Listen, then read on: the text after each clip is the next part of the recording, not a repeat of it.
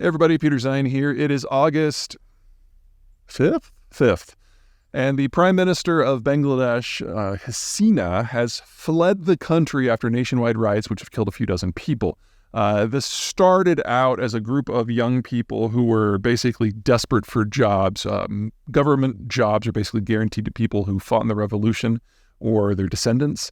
And if you're not one of those people, you're kind of out of luck because all that's left in the economy is becoming a wage slave for the textile industry. And when I say wage slave, I literally mean wage slave. I mean horrible, horrible conditions. Basically, we've decided to get rid of sweatshops, and so everything just went to Bangladesh. Or to do an incredibly dangerous job, which is called ship breaking, which takes old vessels, physically breaks them down, and then recycles the steel. Very easy to get maimed doing that job. Anyway, that's it. That's the entire Bangladeshi economy. And anyway, what started out as protests about jobs basically spread to a concern about corruption and incompetence. And if you're looking for corruption and incompetence, Bangladesh is the place for you. You basically have a couple of political parties that have switched back and forth and back and forth and back and forth over the course of the entire existence of the country since the 70s, turning everything into a patronage network. So we had a period, 15, 20, 25 years ago, where most services for most of the population were not provided by the government because that was all corrupt. You basically had foreign NGOs coming in to do social services. Well, over the last 20 years, those NGOs have basically been brought into the patronage network, and so most of them stopped operations, and the ones that remain are not exactly doing a lot of great work. So there's nothing going on here from a positive point of view, from a community point of view, except for generating most of the world's ready-to-wear knitwear. So, for example, if you're into fast fashion, you are taking advantage of the near-slave conditions in Bangladesh and massive corruption. So congratulations to you. Anyway, where does this bring us? Well, this is a country of, 100-odd million people, and it's on a very small footprint of land with very few economic opportunities, with almost no resources. Agriculture is largely subsistence, and the government has now failed. Neither of the political parties are in a position to take up governance. I mean, the ruling party just lost the prime minister. They don't have anyone who's less corrupt in the ranks.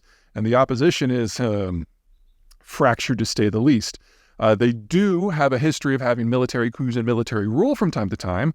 But one of the positive, if that's the right word, things the most recent government has done is gutted the military to make military coups less capable. So the military probably doesn't have the skill set that's necessary to take over.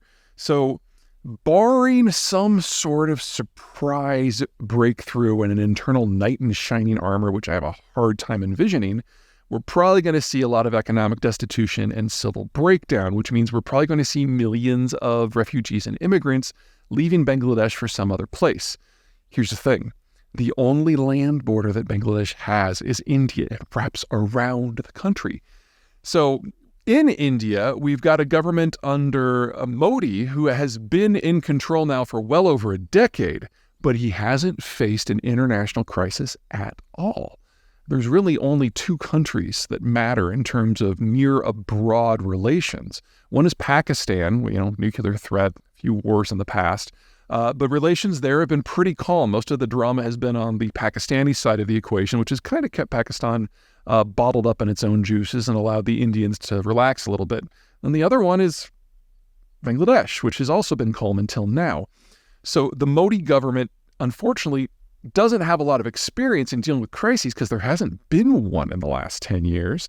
And now you're talking about an economic one where you're talking about a surge of people potentially coming into India, that India simply doesn't have the facilities, the infrastructure, the capital, or the jobs in order to absorb these people competently.